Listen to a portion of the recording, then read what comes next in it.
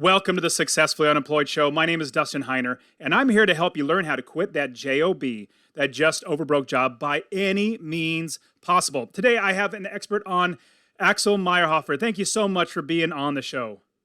Hey, Dustin, thank you for having me.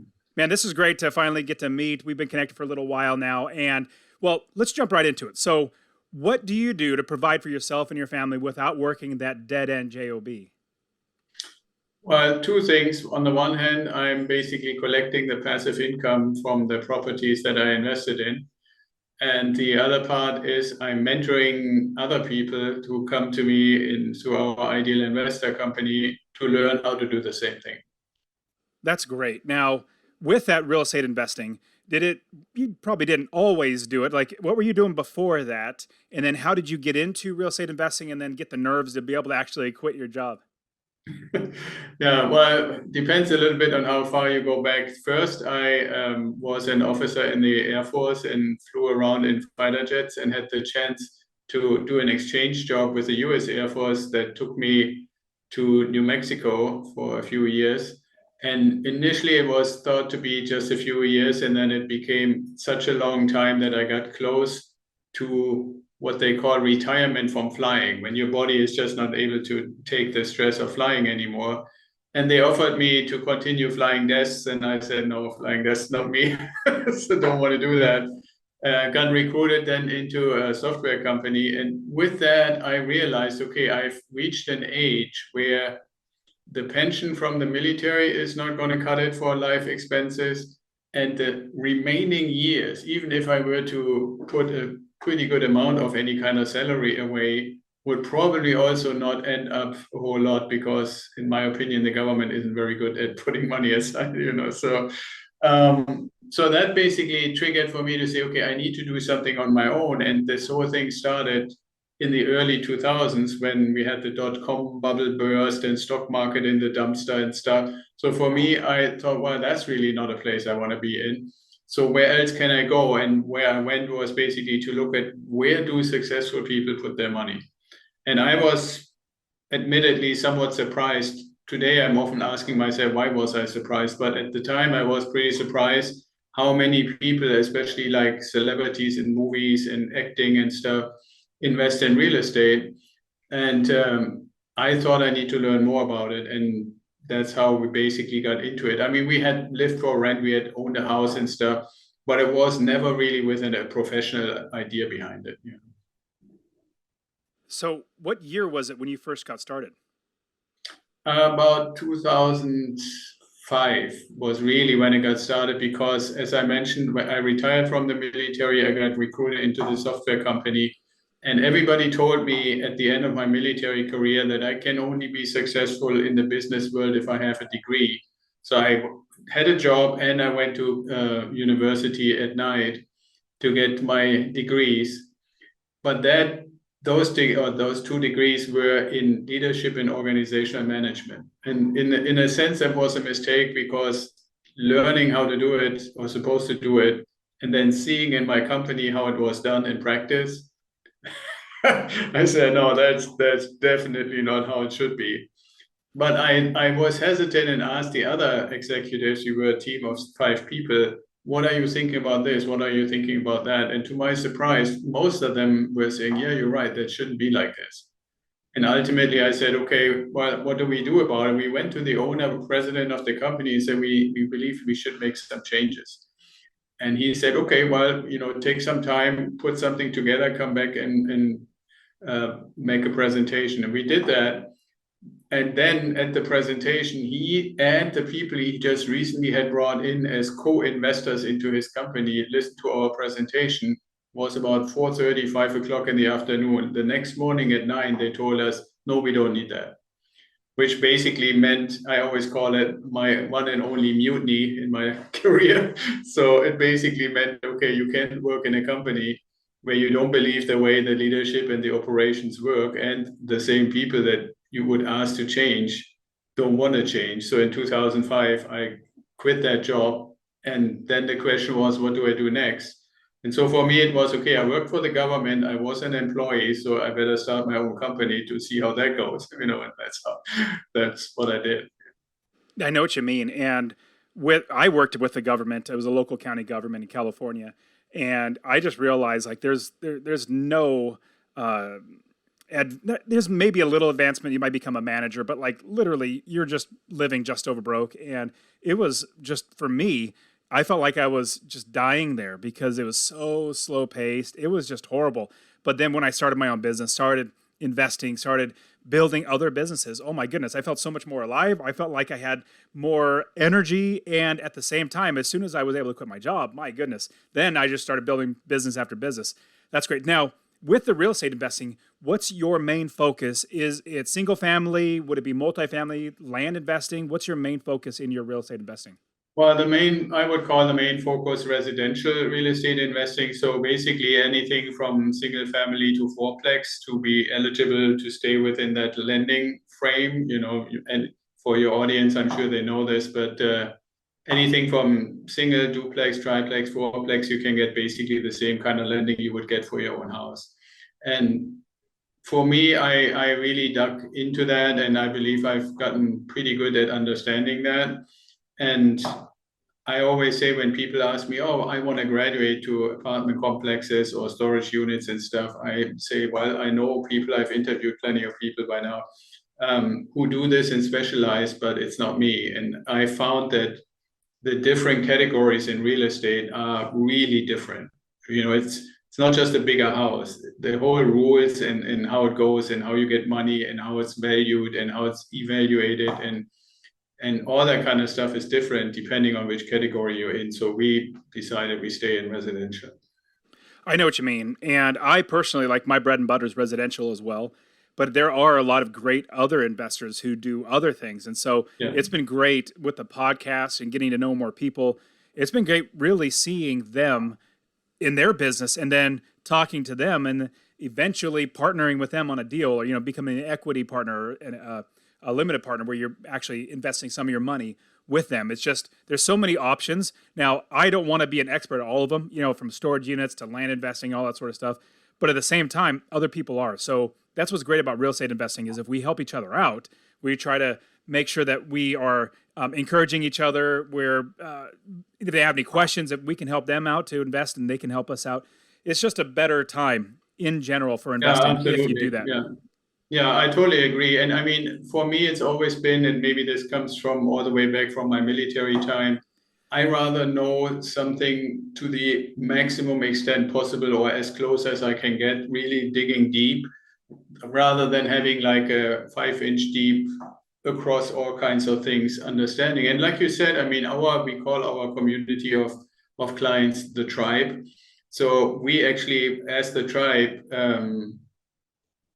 came together, collected the money together, and then invested with an expert in a syndication for like a 250 unit apartment complex. But I built a trusting relationship to the person who has done this 30 times over for like hundreds of millions of dollars. And that is a little bit different than me trying to learn what he already knows. I absolutely agree. There's no need to be, you can't be an expert at everything. It's exactly. Impossible. Yeah. But knowing other people who are experts in different areas. Now, that's the best way to go. Now, with that, if we wanted to get started investing in real estate, would you suggest now that you're doing, like you're investing also in syndications, 250 unit apartment complexes as well as residential, would you suggest that we should jump into residential first or multifamily syndications? What would you suggest if we wanted to get started investing in real estate? Well, I'm obviously extremely biased towards residential, but I want to give people reasons, if you're okay with that are independent of the fact that I'm focusing and preferring that area. The first thing is, what kind of money do you actually need to bring to the table? Right. And if you think about it, even nowadays with the increased prices, if you have $35,000, $40,000, you can get a nice property that is performing and cash flowing pretty much from day one in the right area from the right provider. Right. As soon as you go into any other category that I know at least about, that's not going to cut it.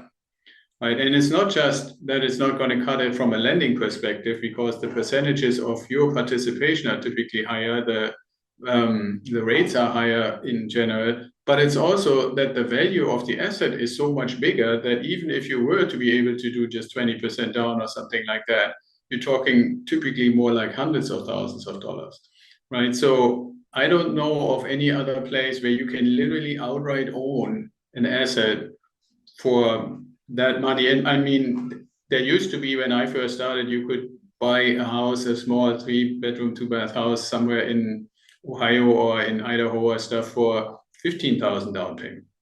Right. I mean, I don't know if you can still find them, you probably don't want to own them, but that's when I started. And even now at 30,000 or 35,000, that's a number that in most other categories in real estate investing, you just can't start.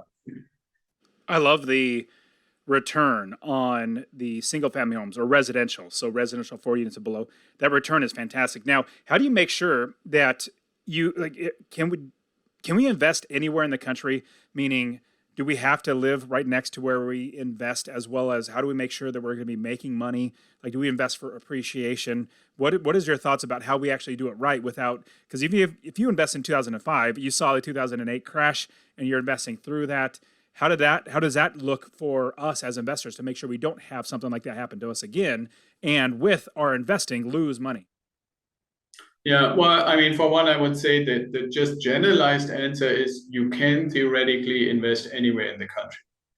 But if you look, let's say, in a strip of about 100 miles wide along the border of the United States, most of it is water, obviously, but some of it is Canada. But if you look at that along the border where you have water on the other side, you will find that most of those places are very expensive. And if you want to make it work and want to basically invest with the purpose of creating cash flow and passive income and quit your job and so forth, you have to come up with pretty creative ways. Now, I know, and some people insist to invest close to where they live. There are creative ways. But I can say one thing for sure. Again, you're not going to start with $35,000 or $40,000 just because the asset value in those places is significantly higher. Now, the whole purpose or the whole reason behind me actually starting Ideal Wealth Grower as a business was because I have pretty much for the most of my time outside of the military lived in California. And that's just not a place where you can easily get a cash flowing property for a reasonable investment amount. So that now means, okay, so I got to go somewhere where the ratio between price and rent is good. Or you can say at the time when we started, we were always saying it has to meet the 1% rule.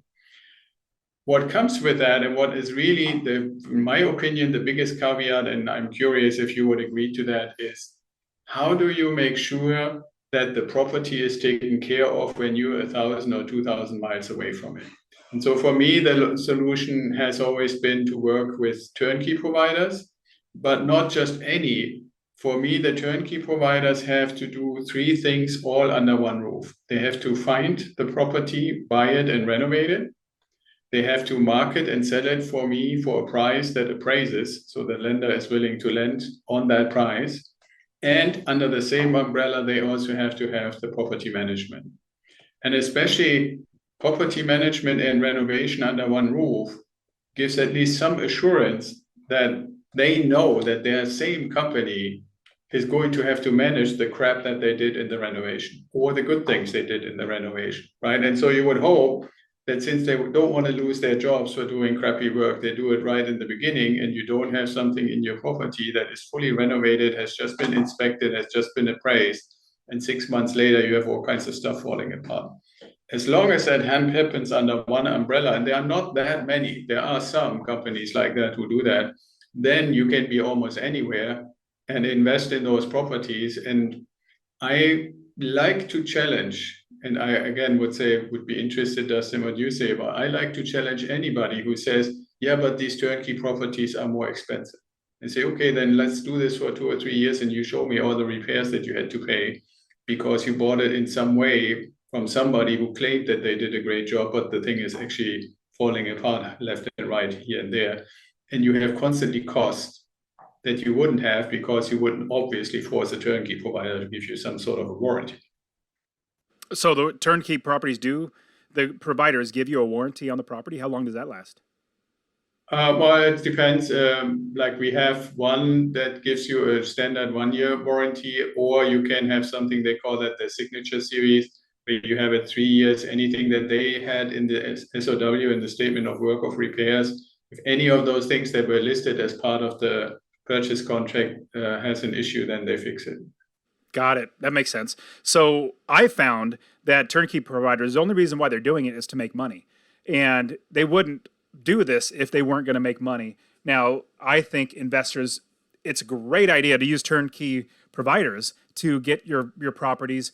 That's just realizing that you're going to leave some money on the table, meaning they're going to make their cut from they buy. Let's say it's a $200,000 house, they buy it for $100,000 because it needs a lot of work, and they put in 50 grand to fix it up, and then they sell it to you for 190, and they make 40 grand. You have a little bit of equity in the end, but they made 40 grand, which is totally fine. You know, if that's the business model that they're doing and you want to invest in, totally fine.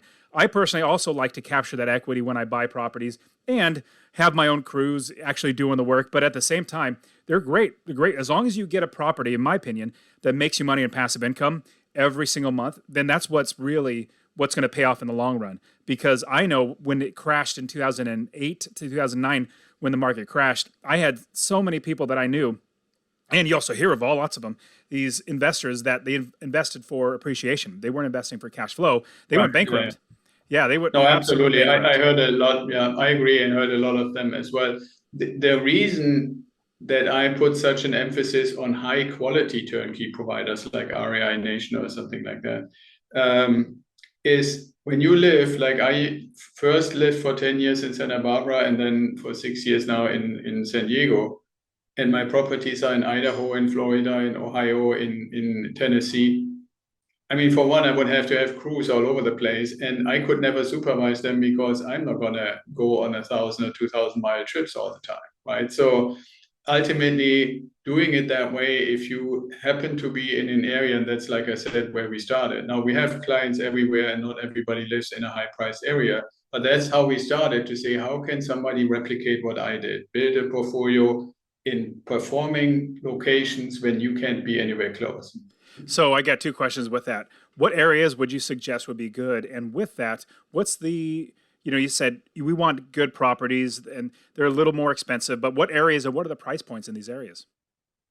Well, I used to answer that straight out, but I think in the last, what do we have now, November, 11 months, let's say, or so far this year, that answer has shifted a little bit.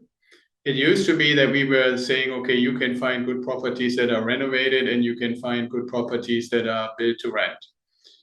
Now, with this environment that we're in, I'm actually advocating to buy properties that are built to rent.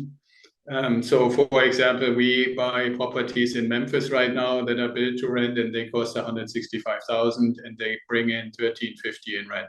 They're brand new. Literally, you sign the contract, you give them $2,500. They build the house. When it's done, you close and off you go. So that's one example. And then the other place where we're doing the same thing is in Florida. And you might know some of the names of the companies that operate there that are trustworthy. And it's the same model. But the reasoning for going to new build properties and away from renovated properties is because I personally believe that the appreciation opportunity has been basically taken care of in 2019 to 2021, end of 21. The renter or the renovated properties, some properties that are 30, 40, 50 years old, have appreciated to the point that their price levels are pretty much the same, like the 160 that I'm paying for my Memphis house. Right, so it makes not really much sense to buy a house that is renovated and 40 years old versus a brand new one, besides codes and stuff like that. The other part is new build. Most cases, in my experience, I'm not claiming to be the absolute expert on it, but in my experience, new build properties attract slightly better financially situated tenants that can afford the pay, and they do this also from their perspective consciously because they want to live in a relatively or brand new house. The third part of that is when they get the opportunity to be the first tenant in that house, they typically don't move out in a year or two. Right. So those are some of the reasons, and when you're struggling to find something that still makes positive cash flow in this environment, that's my solution. I'm not saying it's the one and only, but that's the one that we are pursuing right now. Well, it's the one that works for you. That's great. Like my business model works for me, but not everybody. Meaning, Yeah. if they want to do something else, like I'm not saying that I have the only right. There's so many other great ways to invest in real estate. Okay, so Yeah, if we're absolutely. gonna buy a house, sorry, go ahead. No, I'm saying absolutely right. I Yeah. agree with you. Yeah. So if we're going to buy a house, let's say Memphis, I want to take your example, buying it for $165,000. For if you live on the coastlines in America, you're thinking, wow, a brand new house for $165,000. Yes, there are homes that are less than, let's say, $500,000. So there are great places to invest in. Now, with that, so if we buy it for $165,000 brand new, that is awesome. No, quote unquote, no repairs. Like I would say, most likely you're going to get very, very little. I mean, these are brand new. So hopefully you're not getting very many repairs and maintenance things. So that's helping a lot with little expenses. With that, if we could rent it for $1,350, how much in passive income would you make from that one property? You buy it for $165,000, rent it for $1,350. Well, with the current rates, which anybody who is looking at this are fluctuating quite a bit from even week to week these days, but you end up probably in the area of about $300. And there is an important point to consider why I'm saying 300. I'm always advocating that people who don't have yet a relatively substantial portfolio should take 10 to 15% of the rent for maintenance, vacancy, and capex. Now, if you take that out, and keep in mind, this is not the reserve just for that one property, it's the reserve for your portfolio. Now, in our training or in our mentoring, I always say every person individually has to decide how big should the reserve be.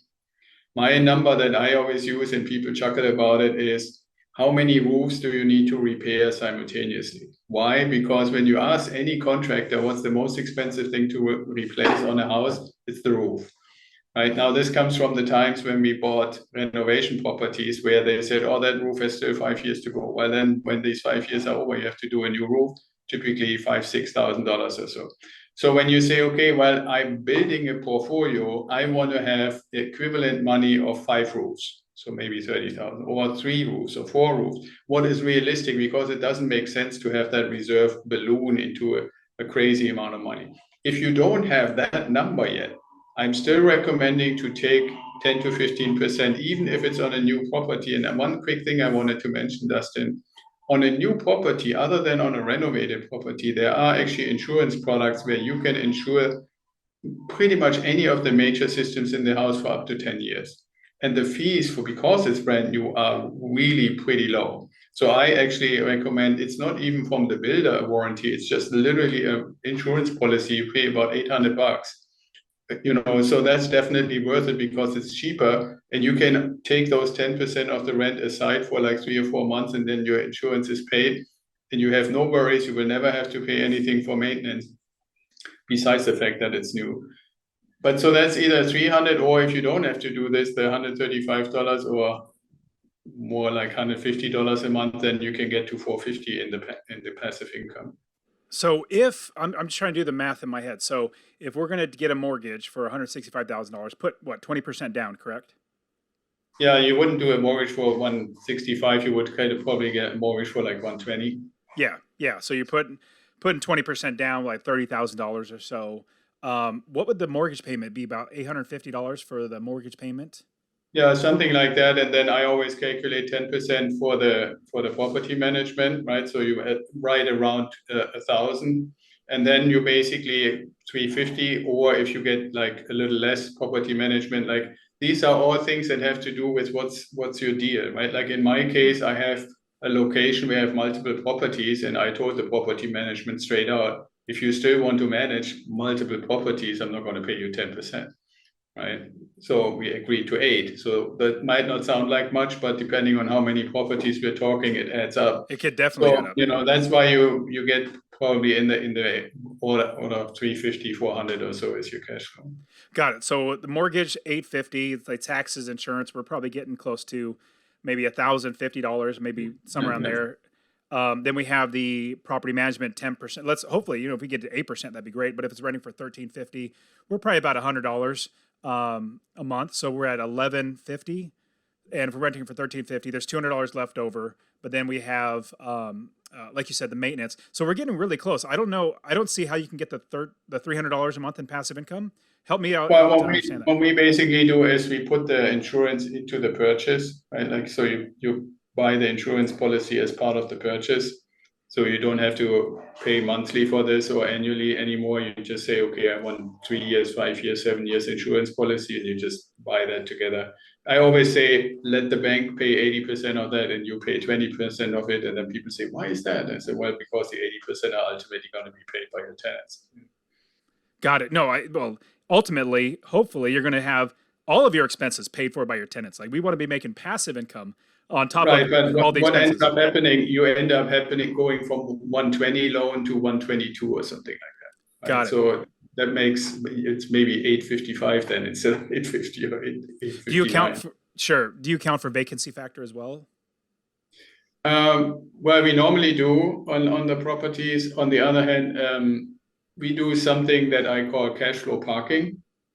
So it's an indirect way to answer that question about vacancy.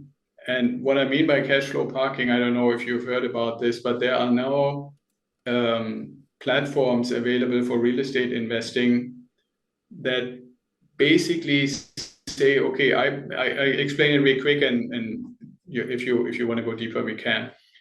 Just imagine you had that same property, and somebody owning a company comes along and says, okay, I buy 123 Memphis Main Street property for 165 in cash. And I call it 123 Main Street in Memphis LLC. And then I go to Dustin and Axel and his tribe and Dustin's tribe and so forth and say, hey, you can buy shares in this company for $50 each. You just decide how many. Now, that kind of a platform is what we use in my tribe to put our cash flow in. And these properties are basically, since it's $50 increments, 1 month I might have $200 per property. So I buy 4 of those shares. Next month I have $500 and I buy 10 of those shares. So over time, and obviously they constantly sell new properties. So you have a whole list of these properties, you get your K1s for it, and which is actually important for your audience to know. People would always say, well, a real estate transaction is typically a lengthy thing in comparison to buying and selling stocks or stuff like that. With this platform, at least the one that we are using, you get your rent paid from the LLC of each property every day, which then also means any day you can say, I want to sell my shares. Your ledger, if you look at it from an accounting perspective, is always done at the end of the day. And so that way you can put your cash flow in there. And that is kind of my way for our clients to do things like maintenance, vacancy, CapEx and stuff, because we let all the cash flow run into that. And if we ultimately say we want some, for our own expenses, we need a car, we need something, or even we have accumulated to a point where we want to buy the next property, you just liquidate those shares. That makes a lot of sense. Man, Axel, there's so much more to learn. And I know everybody, they need to check out your podcast as well. They need to check out and hopefully join your tribe. So we're running out of time. I definitely want everybody to know, how can they find you? How can they get to know more about how to do this awesome thing as real estate investing? Yeah, they find us at the easiest way at idealwealthgrower.com. And if you have 2 minutes, after 30 seconds, it offers you a strategic call. After another 30 seconds, it offers you to sign up for the newsletter. Or and I think this is always nice, I created what I call the mindset manual for your audience and anybody else who's interested. You just go idealwealthgrower.com/free, because I find, and I hope you agree, Dustin, real estate investing has a lot to do with mindset, right? And so I'm trying to help people to realize, how much do I see myself as a victim and how much have I already evolved to see myself as the creator of my own future. And wherever you are on that spectrum, we give you some exercises and activities you can do to get closer and closer to the creator of your own future. So that's basically the best way to find us. I love it, Axel. And what was the name of your podcast? The podcast is called The Ideal Investor Show. Awesome. everybody check out his podcast, and hopefully you guys will be able to become real estate investors as well. Axel, thank you so much for being on the show and sharing such awesome wisdom. I appreciate you, man. Yeah, thank you, Dustin, very much.